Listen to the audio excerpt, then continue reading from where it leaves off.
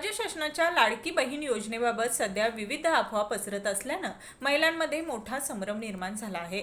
डिसेंबर महिन्यापासून अनेक लाभार्थी महिलांच्या खात्यात योजनेचे पैसे जमा झाले नसल्याने महिला महाई सेवा केंद्र, जिल्हाधिकारी कार्यालय तसेच महिला आणि बाल कल्याण विभागाकडे चौकशीसाठी गर्दी करत आहेत।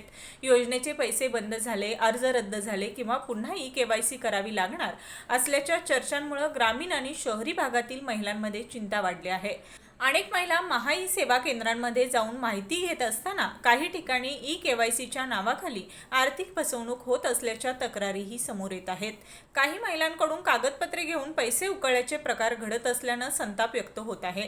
या पार्श्वभूमीवर जिल्हाभरातून महिला थेट महिला आणि बाल कल्याण विभागाकडे धाव घेत आहेत। संबंधित विभागाकडून महिलांना अफवांवर विश्वास न ठेवण्याचे आवाहन करण्यात येत असून शासनाकडून अधिकृत सूचना आल्यानंतरच पुढील प्रक्रिया केली जाईल असं सांगितलं जात आहे।